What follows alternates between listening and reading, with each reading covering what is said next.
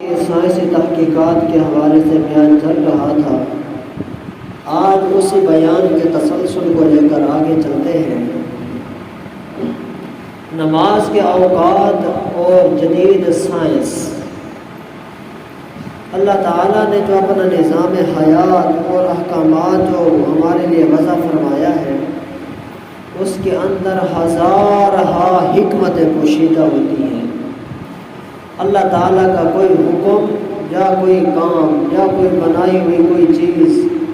پیدا کی ہوئی کوئی چیز بے معنی اور بے مقصد نہیں ہے۔ ہر شے با مقصد ہے اور ہر شے با معنی ہے۔ انسان طبعی طور پر محرک جسم ہے، یہ جامد اور ساکت اجسام کی ضد ہے۔ مطلب یہ ہے کہ انسان حرکت کرتا ہے، چلتا ہے، پھرتا ہے، اٹھتا ہے، بیٹھتا ہے، کھاتا ہے، پیتا ہے، سوتا ہے، جاگتا ہے۔ تو جو جاندار چیز حرکت کرنے والی ہو تو ظاہری بات ہے جب وہ کھائے گی پیے گی تو اب اس کو حرکت کی ضرورت ہوگی۔ اس لیے انسان کی صحت، تندرستی اور بقا کے حرکت دینے میں اور نماز بار بار اسی حرکت کا نام ہے۔ نماز اسی چیز کا نام ہے۔ کبھی کھڑے ہو جاتے ہیں قیام کی حالت میں، کبھی جھک جاتے ہیں رکوع کی حالت میں، کبھی سجدے میں چلے جاتے ہیں، کبھی تشہد میں بیٹھ جاتے ہیں۔ نماز اس حرکت کا نام ہے۔ قدرت نے اس کے معمولات زندگی کو اور اس کو ازل سے ابد تک جانتے اور پہچانتے ہوئے نماز میں اس کے لیے اوقات اور وقفے مقرر کیے ہیں۔ ایسا نہیں رکھا کہ ساری نمازیں صبح فجر کے وقت ادا کر کے بندہ فارغ ہو جائے، یا ایسا بھی نہیں رکھا کہ ظہر کے وقت ساری نمازیں پڑھ کے بندہ گھر چھوڑ کے فارغ، ایسا بھی نہیں۔ اور نہ ہی ایسا نظام وضع کیا کہ رات کو ساری نمازیں بندہ پڑھ کے سو کے توبہ کر کے سو جائے، ایسا بھی نہیں ہے۔ بلکہ فجر کے وقت نماز رکھی، دوپہر کے وقت نماز رکھی، پھر شام کو ڈھلنے کے وقت نماز رکھی، پھر سورج کے غروب ہوتے وقت نماز کا وقت رکھا، اور جب عین بندہ سونے لگتا ہے تو اس سوتے وقت بھی ایک نماز کا وقت مقرر کر دیا ہے، جو کہ انسان کے اوپر فرض ہے۔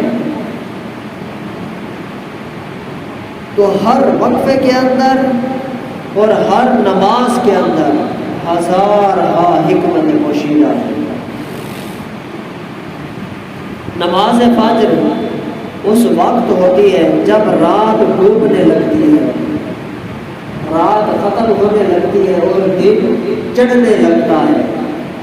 رات کی سیاہی اپنا گٹا ڈوب بستر باندھ کے رخت سفر باندھنے لگتی ہے،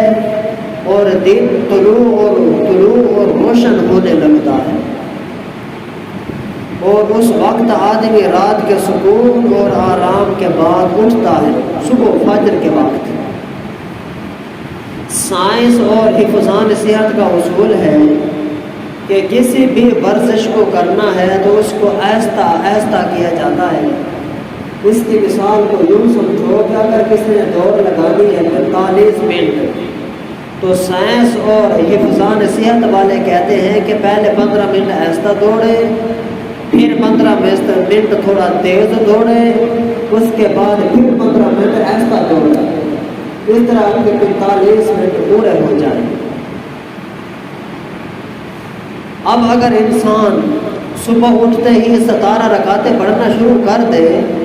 تو نماز اس کی جسمانی صحت بہت جلد ختم ہو جائے گی، اور وہ بہت ہی جلد اعصاب اور بے طاقتی اور کمزوری کا مریض بن جائے گا، اور پھر رات کو سونے کے بعد صبح اٹھتے ہی پیٹ خالی ہوتا ہے، اور خالی پیٹ اس وقت جب اعضاء رات بھر پرسکون رہتے ہیں، اور پھر فوراً انہیں حرکت دی جائے اور دونوں حالتوں میں سخت محنت جس انسانی جسم سے کروائی جائے اور زیادہ اٹھک بیٹھک بہت مضر ہے، اس لیے اللہ رب العزت نے نماز فجر بہت مختصر رکھی ہے۔ نماز فجر کے اندر فقط 4 رکعتیں رکھی ہے۔ اب یہ سائنس کہتی ہے کہ آرام کرنے کے فوراً بعد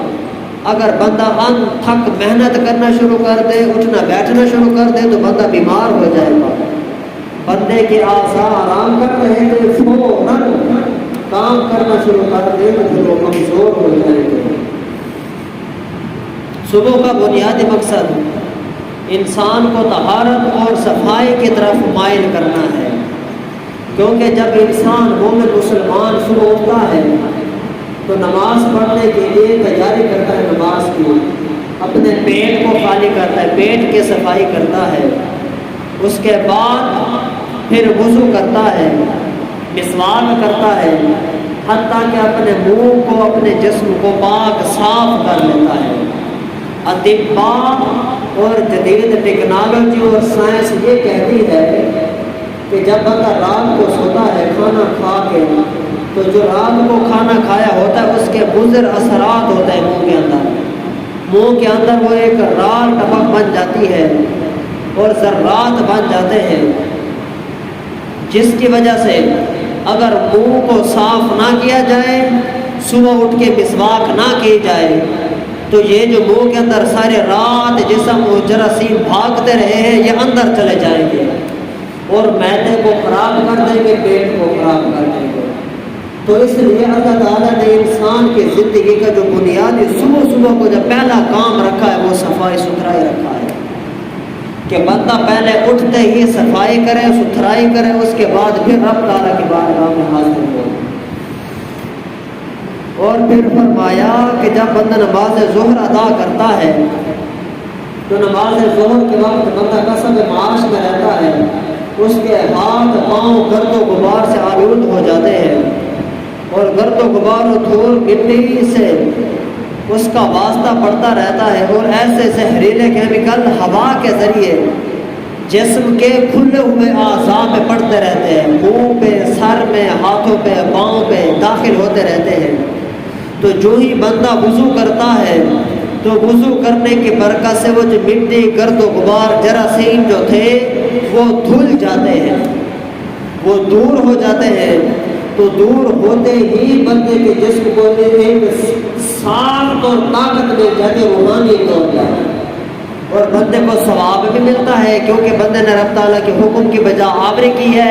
تو اللہ تعالیٰ اس کو آخرت کا فائدہ بھی دیتا ہے اور دنیا کا فائدہ یہ بندے کو ملتا ہے۔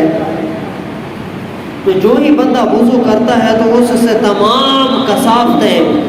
اور تھکاوٹیں دور ہو جاتی ہیں، پھر جو ہی نماز دل لگا کے پڑھتا ہے تو اس کے دل کو بھی سکون اور قرار مل جاتا ہے اور سورج کی سخت تپش ختم ہو کر جو زوال سے شروع ہوتی ہے تو زمین کے اندر سے ایک گیس خارج کرتی ہے۔ یہ سورج کی تپش، سورج کی شدت کی گرمی زمین کے اندر سے ایک حبس کو اٹھاتی ہے، گیس کو اٹھاتی ہے، اور اس قدر وہ گیس زہریلی ہوتی ہے کہ اگر آدمی کے اوپر اثر انداز ہو جائے تو وہ آدمی قسم کی کئی قسم کی بیماریوں میں مبتلا ہو جائے اور دماغی نظام اس قدر درم برم ہو جاتا ہے کہ آدمی پاگل پن کا گمان کرنے لگتا ہے۔ ہر بندے کا یہی حال ہوتا ہے۔ دوپہر کو جب بندہ سارا دن کام کرتا رہتا ہے تو بندے کے دل پہ، دماغ پہ بوجھ آنا شروع ہو جاتا ہے، وہ یعنی کہ وہ زمین سے نکلنے والی گیس اس کے جسم پہ اثر کرتی ہے۔ تو اس گیس کو دور کرنے کے لیے اللہ تعالیٰ نے نماز ظہر رکھی اور ظہر نماز سے پہلے وضو کو رکھ دیا تاکہ جو ہی وہ وضو کرے تو اس کا سارا جسم پاک ہو جائے، اور پھر جب کوئی بندہ ذہنی طور پر عبادت میں مشغول ہو جاتا ہے تو اسے نماز کے نورانی لہریں اس خطرناک گیس سے محفوظ رکھتی ہیں۔ اب نورانی لہروں سے یہ زہریلی گیس بے اثر ہو جاتی ہے۔ ایک گیس زہریلی ہوتی ہے اور دوسری نماز کی برکت سے نور نکلتا ہے۔ آقا علیہ السلام نے فرمایا الصلاۃ نور، نماز نور ہے۔ مسلم شریف کی حدیث بات ہے۔ تو جب نماز نور ہے تو نماز پڑھتے وقت بے شک انسان کو وہ نور نظر تو نہیں آتا، مگر وہ دوپہر کی تماست شدت کی گرمی کا وہ نور مقابلہ کر رہا ہوتا ہے۔ اور یاد رکھ لیں کہ جو انتہائی تیز روشنی ہوتی ہے، تیز روشنی یہ بندے کے اوپر اثر کرتی ہے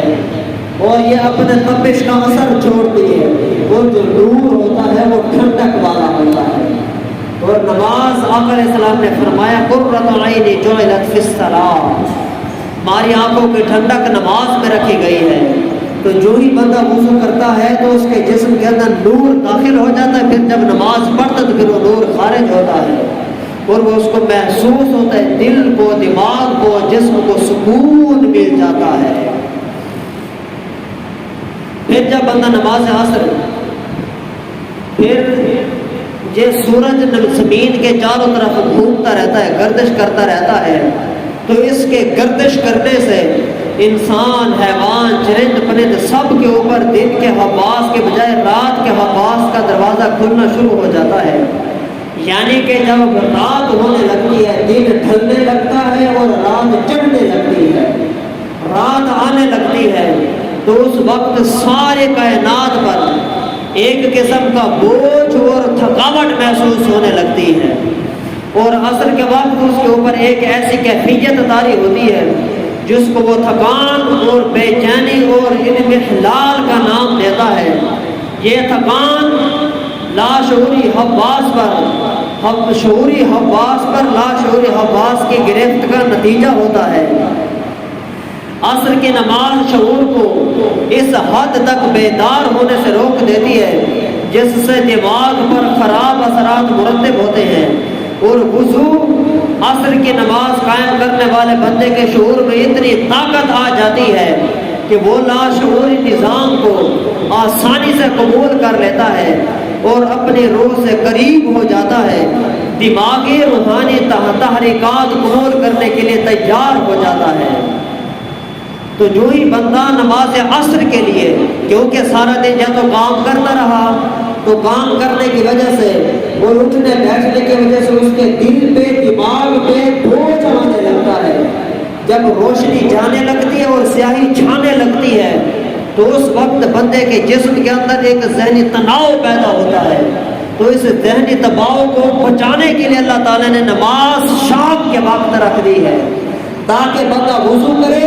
اور اس وضو کرنے کی برکت سے، وضو کرنے کے بعد پھر نماز ادا کرے، اس نماز کی برکت سے آنے والی سیاہی اس کے اوپر اثر انداز نہ ہو سکے۔ اس لیے اللہ پاک نے رات کے وقت بھی نماز کو رکھا ہے، رات کے وقت بھی نماز کو مقرر فرمایا ہے۔